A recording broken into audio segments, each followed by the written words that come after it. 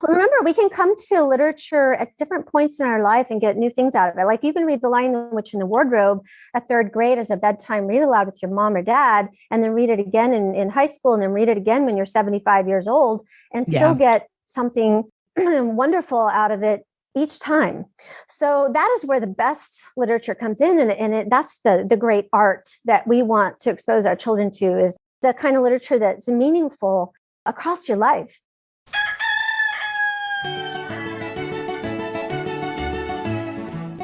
This is Your Morning Basket, where we help you bring truth, goodness, and beauty to your homeschool day.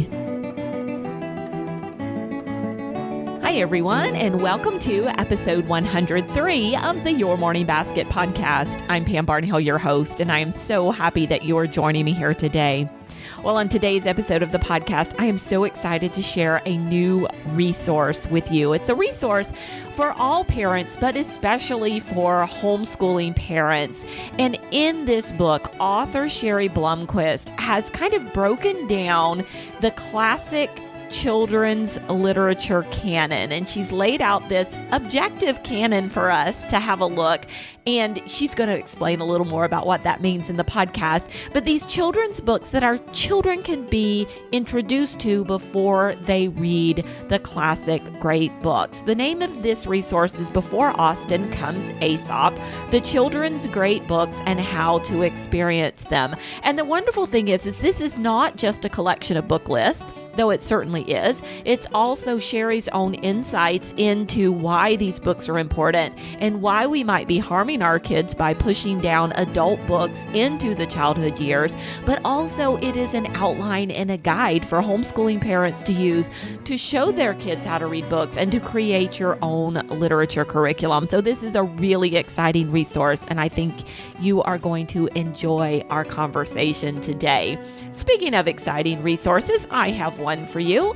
If you would like someone to plan out your morning basket for you, well, we've got you covered. You can come try a sample set of our morning time plans on the website. Those are at pambarnhill.com/month. And in this sample set of morning time plans, we have laid out for you a whole month of truth, goodness, and beauty with some great children's stories, art, music, nature study, and so much more. So come download your free sample month of morning time plans at pambarnhill.com/month. And now on with the podcast.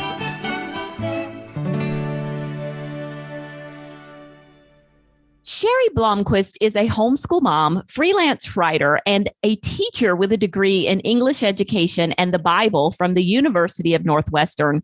She holds a certificate in children's fiction writing from the Institute of Children's Literature. She provides a variety of language arts classes through her website, Once Upon a Pen, and she has also written courses, articles, poems, and stories for the Old Schoolhouse and other magazines. Her recent book is Before Austen Comes Aesop, the children's great books and how to experience them. It's a useful resource for anyone wanting to invite their children into a fulfilling reading life. Cheri, welcome to the podcast.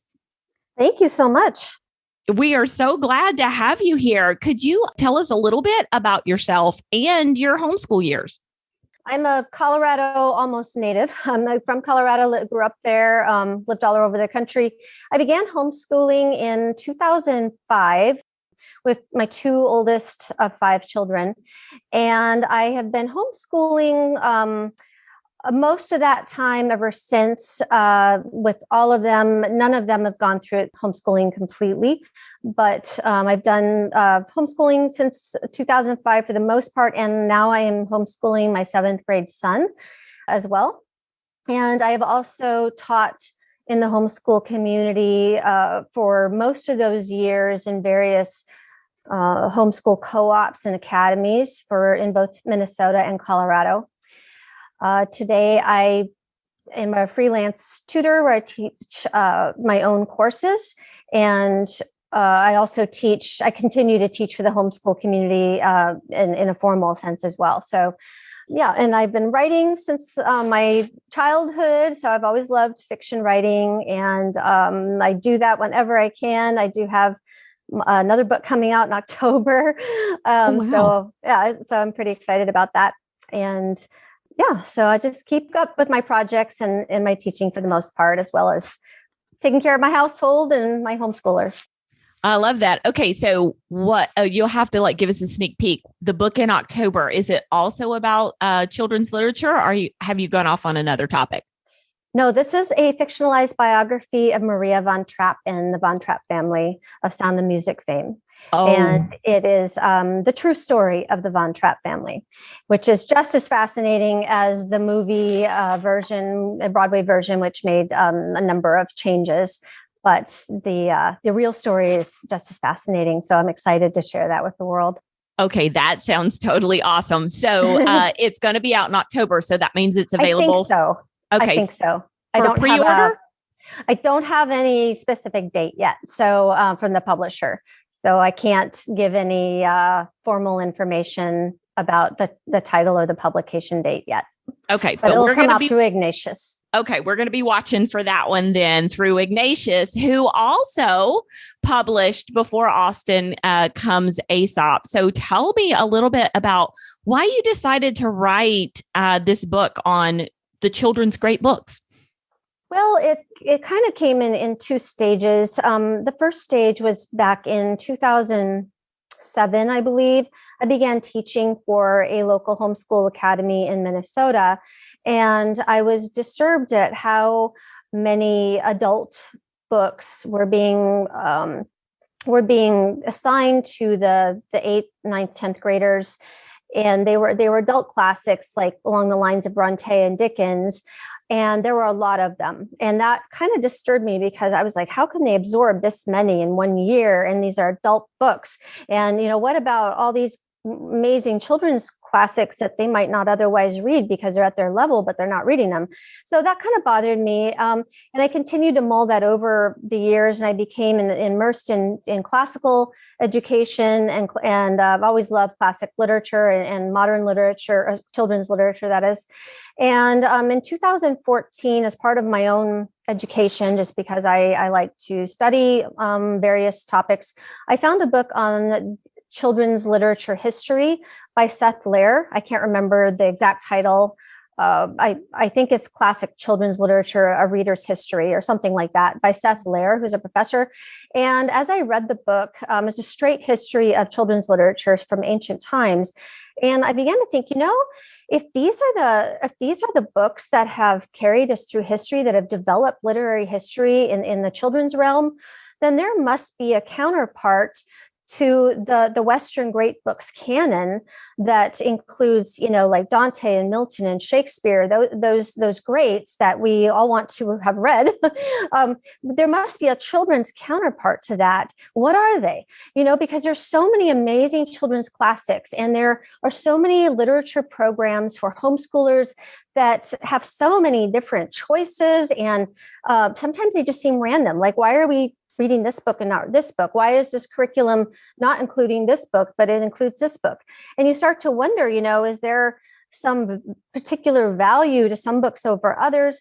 And so my wheels started turning in my head, and I decided, what are the really most foundational, most important books of children's literature, and why are they important? And what are the ones we should be focusing on in education so that our children have a strong foundation of literature to prepare them for these great books that will come in upper high school and college? And so I started to examine and study and write, and I didn't even have this book in mind at the time. I was just going to self-publish a little booklet eventually, but it kind of just grew and grew and grew. And here we are. So. Oh, I love it. I love it. So you talk about classic children's literature, and, as kind of its own canon, compared to the regular Western canon. So why classic literature? Why is classic literature so important for our kids? Or actually not for kids, but, for kids becoming adults, because that's where we're going with this, to read. Mm-hmm. That's really a very important question. And Having been in education since 1994 in various roles, in various venues, like I've been in private, public, charter schools. I've been in boarding school. I've been in many different educational capacities and different roles. So I've seen a lot over the years. And there is a strong case in the educational community for focusing on modern literature or themed literature that is directly relatable to modern children. And I don't deny the value of the argument. Of their arguments, because we do want our children to be able to relate to books that are meant for them. However, we are also citizens of Western civilization. This is our whole world. We have a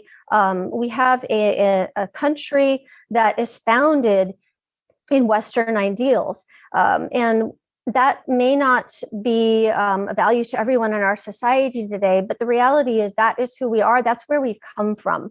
And I believe, along with classical educators, that it is extremely important to understand your own civilization, to understand that foundation before you can really build on it and draw in other ideas. It is all part of the great conversation of the ages, where we examine ideas from the past, from the ancient times, and we see how those ideas have unfolded and have built upon each other over the ages, and how each great author or each minor author has borrowed and been influenced by those who have come before them.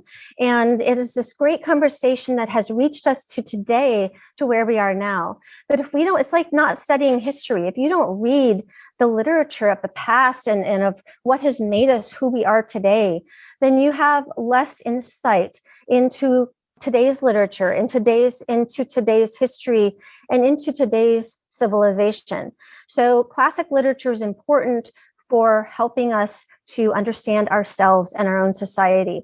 And it's for that reason, I think that children in their schooling need this fundamental study of classic children's literature, in addition to literature that is more modern and maybe leisurely, maybe not important, but books that they love. That's all right too. But we've got to have that foundation to prepare us for higher thinking, higher levels, and for understanding ourselves. Oh, I love that answer. And, it's funny because when I started looking through the book list that you included in the book, I was a little, it wasn't what I expected. And we're going to talk about that in just a minute. But first, I'm going to leave a cliffhanger here for the listener. Because the question I want to ask you first is, why do you think that reading these children's classics why do you think that that's a necessary step in preparing the reader to read more challenging works? Well, first of all, many of the great authors, well, let's say all of the great authors, I should say all, were once children themselves. They too were educated on the literature that came before them, that was at their time. And many of the authors that have come down to us today were classically educated, because that's what there was in European and early American education. And so they read these books as well. They were influenced by these ideas. They built upon them themselves. And so they were influenced by them. Another reason is that we have to remember that actually many of the children's classics are also adult classics. Homer's The Odyssey, Pilgrim's Progress. Some of these children's books that are in my book are also adult classics.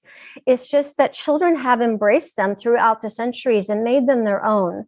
And so we have to stop thinking in terms of this is a children's book, this is an adult book, and we have to keep them totally separate.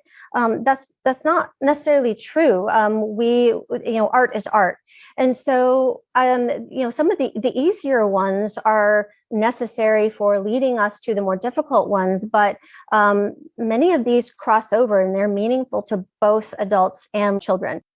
So if we start with these great children's ones like Winnie the Pooh and Peter Rabbit, and fairy tales and nursery rhymes. They help prepare us for the higher ones. Also, because there's so many allusions and so many references that are made to some of these books. Like you're going to see references to Cinderella and Robin Hood and King Arthur and some of these fairy, nursery rhymes. If you see them alluded to and referred to in adult literature and in higher children's literature. So when we have that foundation, then we are prepared for those references. That's another reason.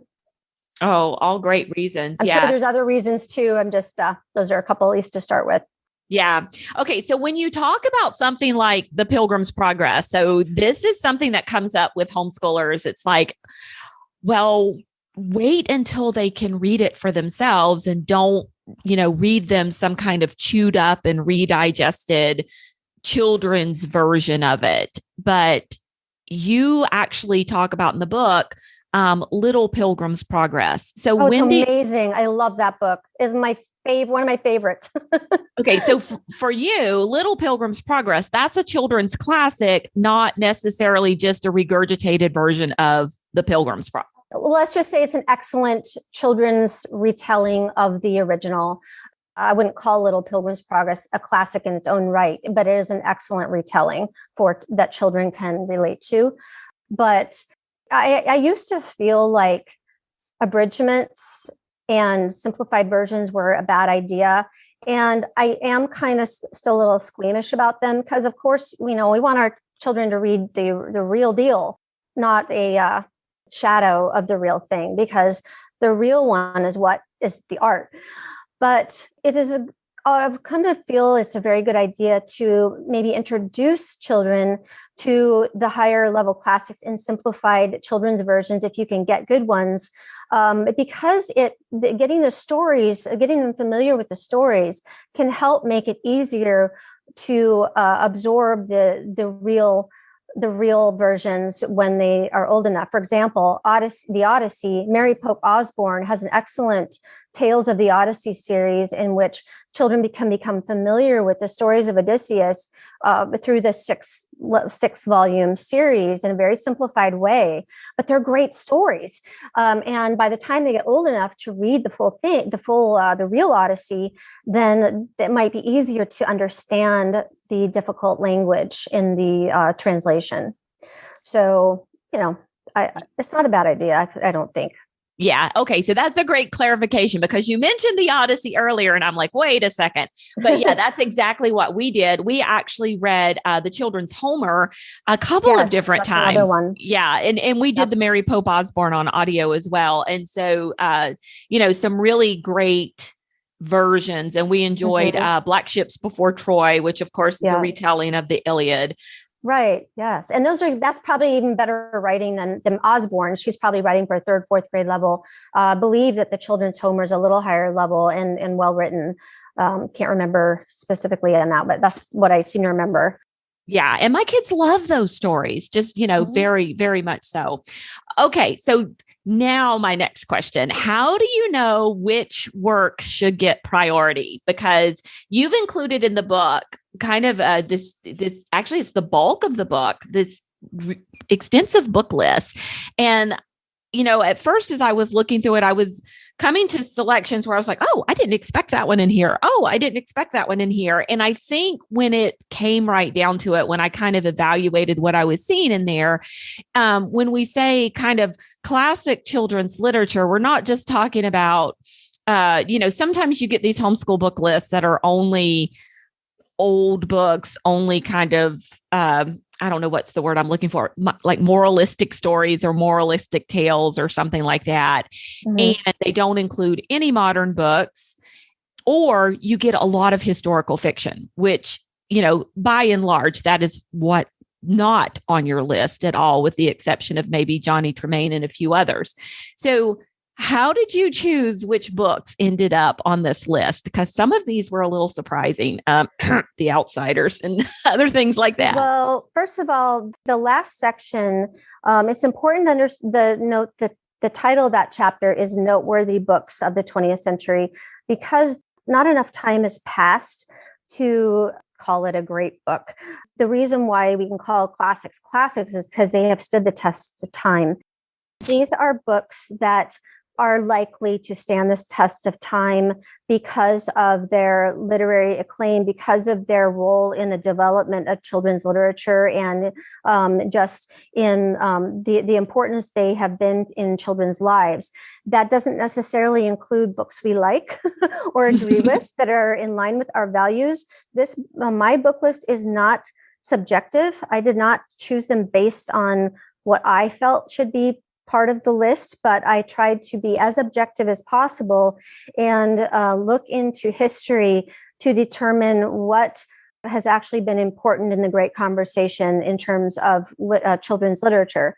And so I tried really hard to let history reveal it to me instead of me saying, well, The Secret Garden must be one of them. So I'm going to go look for a reason to include The Secret Garden. I didn't do that. I studied history and let it reveal to me what was important in the development of children's literature and in the lives of children themselves. So that is why some of the books that you might not expect are in there, because that is what I discovered, so to speak. I did have to make judgment calls once in a while, but only as I had to, and I tried to keep that to a minimum. So The Outsiders is very important in the development of modern children's literature because of its role in the development of YA and how much it's impacted teenage readers. So that doesn't mean, though, that every book should be read by every child. In fact, some of them I would not let my own children read, especially some of the parents cautioned ones.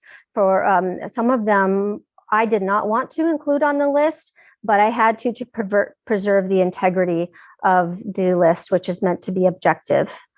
So parents still need to, look into the books and decide for themselves what is right for their children in their education and their entertainment needs. And they still need to have an active role. They can't just use this as a list of recommendations. They're not recommendations. They are a presentation of what history has revealed to me as best I can of what the children's great books are. Oh, I love that. And I'm so glad you brought up that last point. So yeah, and you do, as you're reading through the book list, you do notice that Cheri has come in here and said, like, parents cautioned here. Like, this is you've labeled each of the books where you feel really like important to pay attention to those labels. Yeah. Because there's lots of books that might offend somebody. Like, I had a student once whose parent did not want her reading fairy tales. I mean, most of us grew up on Cinderella, Snow White, all those, and we, don't even think about it. But this parent did not want her reading any fairy tales. And so, there's lots of books that I did not put the cautionary label on may not be appropriate for a family. The ones that have the label parents caution, though, are ones that will, in a broad sense, offend or disturb families, and maybe not be appropriate. For example, Harry Potter has been so controversial that, of course, I wanted to put a label on that one. And, The Outsiders and some of the others, because parents need to pay special attention to those for sure. Yeah. And I love that. And I love that you have created not so much a list of recommendations, but an objective list, of books that belong to this canon historically. So let's go back to some of the older ones that you've included on the list that have stood the test of time. And, you start with the Bible. Mm-hmm. Now, that's scripture to me. So I am not in any way trying to reduce the importance of the Bible. That is not meant to diminish it at all, because that to me is holy. But I include it in the literary sense because the Bible stories have made such a powerful impact on Western literature itself, both in the adult canons and in the children's canons. So the Bible stories used to, in that era, in the earlier eras, that's one of the main things children read. That was part of their, if you got a story, a lot of times it'd be a Bible story. So, that's important to recognize as well, that it does have a role in the development of literature without diminishing its spiritual importance.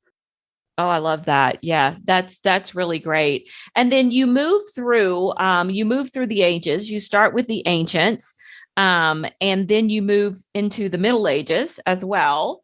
And then go all the way up through those notable books, which you said, of course, we haven't had enough time yet to know if these are going to stand the test of time, but they have had a certain impact on children's literature.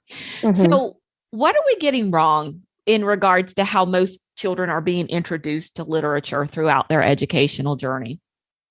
Well, I've seen in the homeschooling community, children's classics and adult classics have been championed by many, many homeschool families, much more so than what we see in public education today, maybe private education, but that's a whole another thing I don't know enough about.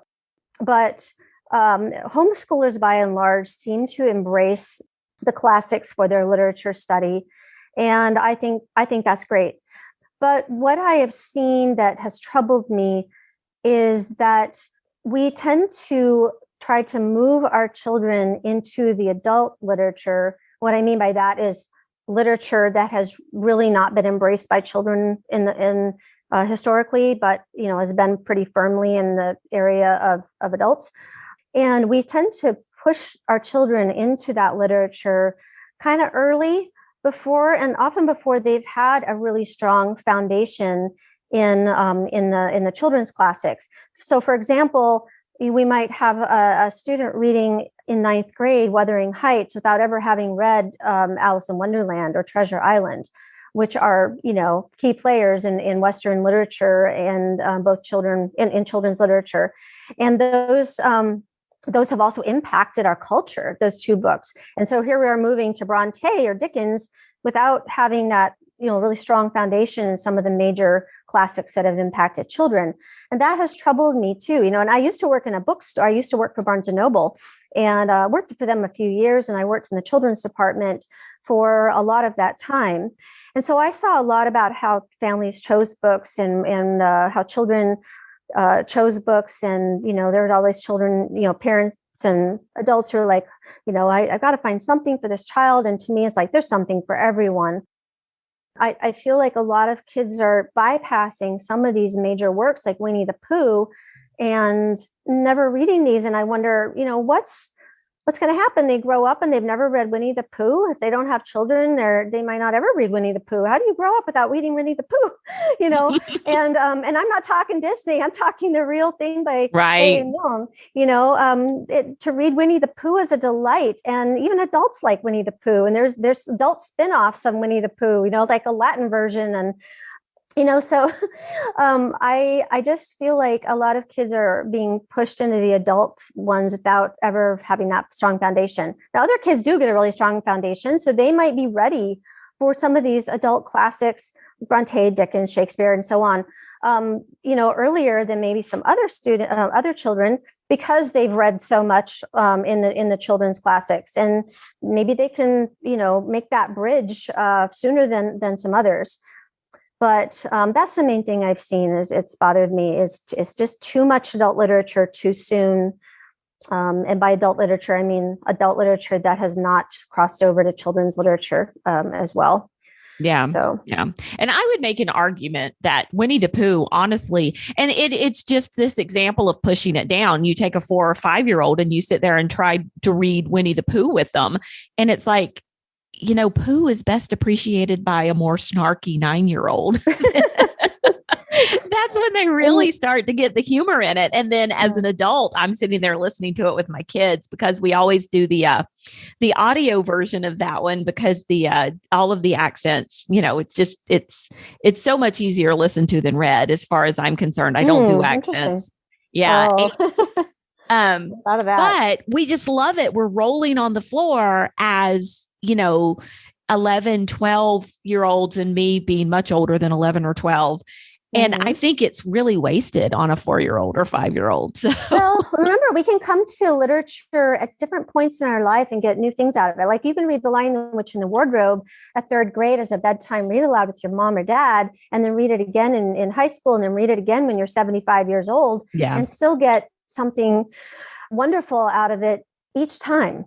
So that is where the best literature comes in. That's the great art that we want to expose our children to, is the kind of literature that's meaningful across your life. And so I want to celebrate that. And that's why I didn't distinguish between, I put Goodnight Moon along with, I don't know, whatever novel, because to me, art is art. And we don't, people are ready for books at different stages of their life. Some kids can read Anne of Green Gables in 4th grade. I wasn't ready for it until I was in junior high. So, we're ready for things at different times in our lives. And I think parents need to think about that when they choose books. Is my child ready for this one? Like my son started Young Fu of the Upper Yangtze, which is a Newbery Award winner. He did not like it at all, but it's a good story, but he was not ready. So I just stopped and I put it aside. We'll go back to it another time, maybe. That's okay. And I do. I think that's okay. And I think that's something you would never try to force, long division or multiplication on a child who wasn't ready for it. Mm-hmm. And so if they're not responding to a book, it very well could be that they're just not ready for it yet. Right. And there's lots of other choices. It's not like, if you don't read that one, there's not something else that will be right. So it's just so many wonderful books, so many wonderful ones. And there's something for everyone. So do you think part of the issue with trying to force these books down, these kind of adult books that never made it into the children's canon, down on some of these kids who are in junior high and high school, is the fact that we feel like, well, we only have until they're 18 and then they're gone and we can't, Right. And some of these kids are not going to go to college. So we want to make sure they have a strong literary education as possible. And that's a valid concern. But the beauty of the great books and what I call the children's great books, is that many of the books that are in the children's great books list are also adult books. So you can still get a really solid literary education well into high school with many of the books on this list, like Huckleberry Finn and again, Pilgrim's Progress or the Odyssey, or, the King Arthur stories may be told at a higher level, like the original French one I can't pronounce. There's plenty in there to keep a student reading difficult literature well into high school. But there is at some point, once you have a really solid foundation in those adult/children's books, as well as a straight children's book like Peter Rabbit, you get to a point where if you want your child to go to college, if they want to go to college, there is a point at which you're going to have to push them into more difficult literature. And Shakespeare's got to get in there somewhere. You've got to get in, some of the difficult poetry. I mean, poetry is really important as well, and that's been dropped a lot in a lot of programs, as far as what I've seen, which is really tragic. Because poetry is important in its own right. And sometimes I thought about doing something with poetry to get people back to poetry, but there is a point at which you're going to have to engage. I think my child's ready for Shakespeare. I think my child's ready for Wuthering Heights or Great Expectations or Anna Karenina. And maybe they need to go to high school and they're going to a classical program where they're not going to have a choice. But if they have that strong children's foundation under them, I believe that they'll be ready, especially if they've had a chance to really discuss the themes in those books at a level that's relatable to them, so they can go deep into those stories that are meaningful to them, and then be able to apply what they learn through those discussions into that higher adult literature later on. So that's another reason that children's literature study is valuable, because we can go deep into it and prepare them for those higher studies. So not only are we building a foundation of the references and allusions and things like that, but also we're kind of honing those basic literary skills on those children's books, so they can then turn around and use them on the other books as well. Yeah, so I feel like if you're going into really difficult adult literature, they're going to spend a lot of that time just trying to understand it, let alone trying to learn how to write a literary analysis, a response essay, notes and outlines. And those are skills in themselves that need to be mastered before you can really, go deep into adult literature, because you want to prepare them with those skills so that they are ready to examine the higher adult literature at a deep level. So it's, you don't you don't want them to be grasping and, hanging on with their fingernails, resorting to Cliff's Notes because they're just trying to make it. Right. Okay. So in talking about those basic literary skills, you talk about 3 different literary adventures in the book. So why do you liken the study of literature to adventures? And you want to just give me a brief overview of the 3 different kinds of adventures you talk about? Well, to me, reading a good book is an adventure in itself. You're going into a new life, new lives, and new places, and you're experiencing new things that you won't in your ordinary life. So that's I guess that's why I use the word adventures. But though I've got the leisurely adventure, so a way to just read books without going deep into them, and just by keeping a reading journal. And so that's one. It's very simple. Then there's the book clubbish adventure where you are accountable to one or more other readers who are reading the same book, and you might meet together like in a book club, or you might just sit on the couch with your mom who's also reading the same book, and you discuss it, or however you want to do it, but you're accountable to someone else, and you can have a traditional book club or you can keep it really casual, whatever you want. And so I have some suggestions for that. But then the big one is the scholarly adventure. And I've broken that up into elementary level and secondary level. So elementary would be like, primary grades through maybe 5th or 6th grade. And then the secondary adventure would be for junior high and high school. And of course, depending on the student, you might want to borrow from one or the other or simplify as needed. But those scholarly adventures are meant to help students. First of all, it allows parents to study any book without having to locate a curriculum with lesson plans if they just want to do it on their own. And it also it also helps students learn how to study literature on their own if they want to. If they can follow, the high schoolers could follow the steps on their own. If they chose to, if they just like to do things their own way on their own time, and allows them to choose any book. But also the basic literary skills that I teach are meant to kind of decode literary study, I guess.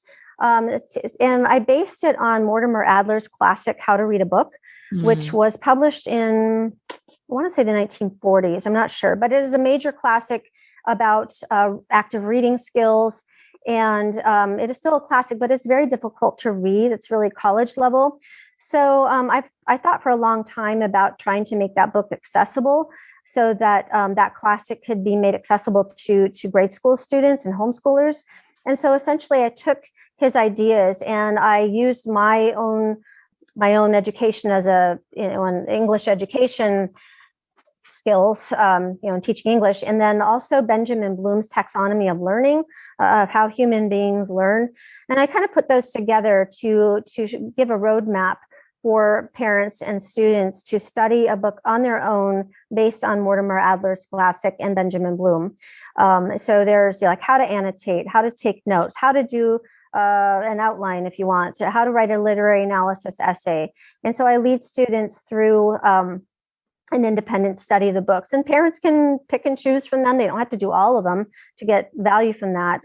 It's really up to them. But in the back, in the appendices, I also offer cheat sheets. I offer a couple sample study guides. I offer a reproducible study guide that would go with any book, and that just is meant to help simplify the process and make it less overwhelming.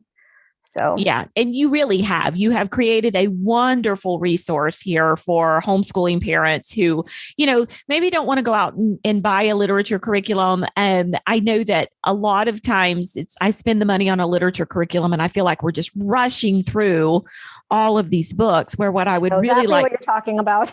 Yes. What I'd really like to do is like read slower and dig deeper in a smaller handful of books. But it's like, okay, there's no curriculum for that. But the way that you've laid it out, as far as these appendices, are solid gold. The cheat sheets for how to do the adventures, the rubrics for how to grade, even if you haven't read the book, because sometimes if you have multiple children across multiple ages, it's hard to be able to do that. Right. The different activities for the kids as well.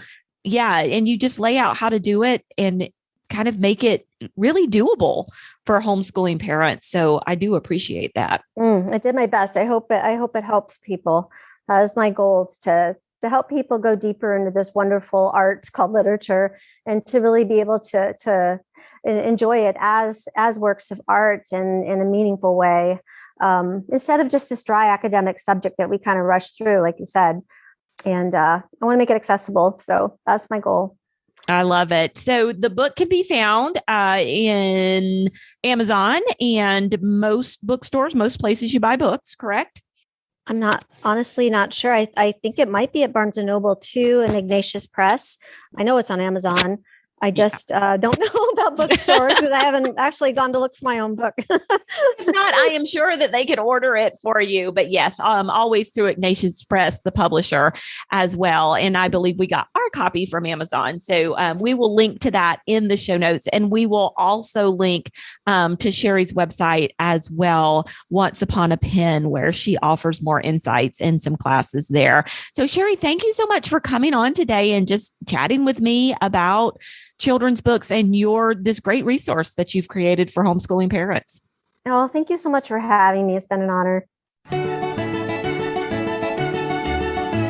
And there you have it. Now, if you would like links to any of the books or resources that Cheri and I chatted about on today's episode of the podcast, you can find them on the show notes at pambarnhill.com/YMB103. Also, if you have left a rating or review for the Your Morning Basket podcast in your favorite podcast player, we just want to say thank you so much. These reviews mean so much to us because this is how the podcast player knows to push that podcast out to more and more listeners. So if you've taken the time, thank you. And if you haven't and you would like to, we would really appreciate you taking the opportunity to do that.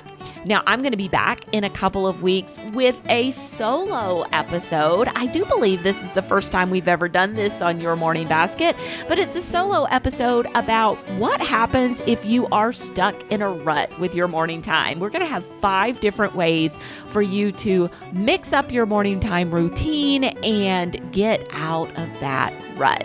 So be sure to check that episode out in just 2 short weeks. Until then, keep seeking truth, goodness, and beauty in your homeschool day.